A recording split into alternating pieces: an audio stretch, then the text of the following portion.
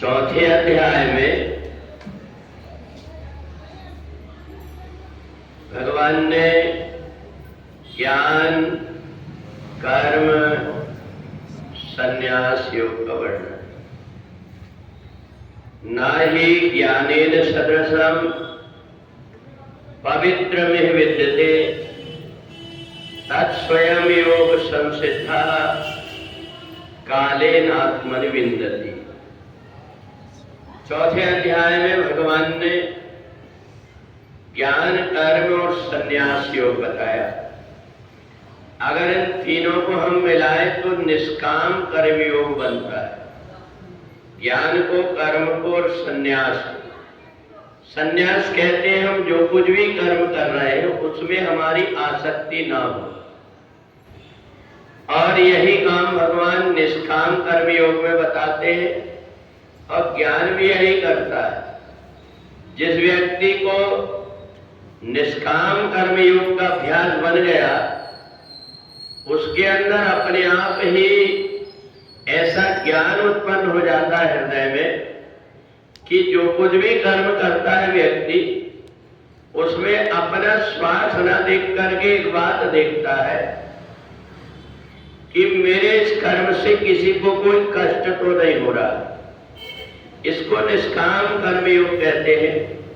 हम जो कुछ भी कर्म करते, वैसे प्रत्येक व्यक्ति जब कर्म करता है तो पहले सोचता है इस कर्म से मेरे को फायदा क्या होगा, और जब वो फायदा सोच करके कर्म करता है तो वो कर्म के बंधन में बंध जाता है। वो ये सोच करके कर्म करता है कि कर्म करने वाला मैं हूं, और इसलिए वो बंधन में बन जाता है। निष्काम कर्मयोग करने वाला व्यक्ति ये सोचता है कि परमात्मा ने मेरे को कबहु कर करुणा कर देहि देहि सुविद हेत सनेहि। परमात्मा ने मेरे को ये मनुष्य शरीर दिया है तो मेरे कोई ना कोई कर्म से प्रभावित हुआ होगा, और इसलिए मेरे को ये मनुष्य शरीर दिया। तो जब परमात्मा ने मेरे ऊपर कृपा करके मनुष्य का शरीर दे दिया, अब परमात्मा ने मेरे को और कुछ नहीं मांगना है, क्योंकि मेरे से ज्यादा मेरे भलाई की चिंता परमात्मा को रहती है। इसलिए मैं परमात्मा का हूं, ऐसा मान करके व्यक्ति जब कर्म करने लगता है तो वो निष्काम कर्म ही कहलाता है। और निष्काम कर्म करने वाला योगी अपने हृदय के अंदर उस परम ज्ञान को प्राप्त कर लेता है, जिसमें हर पल परमात्मा की उसको ध्यान रहता है, और वो सोचता है कि जो कुछ भी मेरे को ज्ञान हुआ है ये परमात्मा ने ही मेरे को दिया है। और जब वो उस आत्मज्ञान के वशीभूत होकर के कर्म करता है तो संसार के बंधन से छुटकारा हो जाता है। और इसलिए मनुष्य जब जन्म लेता है तो जन्म से लेकर के मृत्यु तक सारी चीजें भविष्य में अभी क्या घटना घटने वाली है इसका उसको ज्ञान नहीं है, परंतु परमात्मा को प्रत्येक व्यक्ति की 19 की रात में क्या क्या जीवन में घटना है, कैसा होना है, ये सब लिख दिया है। परमात्मा ने जब भाग्य बनाया उस समय व्यक्ति के कर्म को देख करके और निर्धारण कर दिया कि इसका जीवन किस प्रकार का होगा। तो इसलिए विधाता ने जो लिख दिया 6 रात के अंक, वो राय घटे न तिल बड़े रह रहे जीव निशन।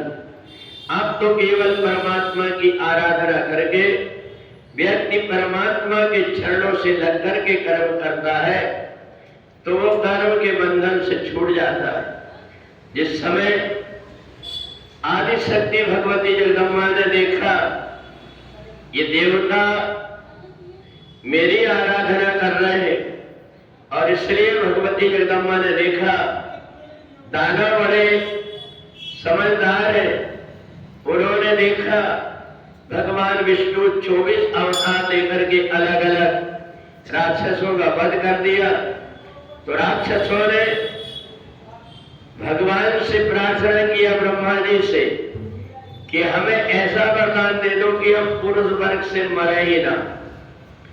तो जब ब्रह्मा जी ने वरदान दे दिया तो राक्षसों को ये लग रहा था कि अब तो कोई पुरुष रूप में भगवान पुरुषोत्तम आएंगे नहीं, परंतु अपने भक्तों के लिए उन्होंने आदि शक्ति भगवती जगदम्बा का शरीर उन्हीं देवताओं के तेज से धारण करके और अपने भक्तों की रक्षा किया। तो इसलिए जो कोई भी परमात्मा के निमित्त होकर के, परमात्मा का होकर के और कर्म करता है, परमात्मा उसकी किसी न किसी रूप में आकर के मदद करते हैं और उसकी रक्षा करते रहते हैं। इसलिए आदि शक्ति भगवती जगदम्बा ने अपने अनेक प्रकार के रूप बना करके जैसे जैसे आवश्यकता पड़ी, दुर्गा के रूप में, काली के रूप में, तारा के रूप में, लक्ष्मी के रूप में अलग अलग रूप धारण करके अपने भक्तों के लिए प्रकट होती है। तो इसलिए नवरात्रि में जो आदि शक्ति भगवती जगदम्बा की आराधना करता है, 1 साल तक भगवती जगदम्बा की कृपा उसके ऊपर बरसते रहती है। बोलिए जगदम्बा मैया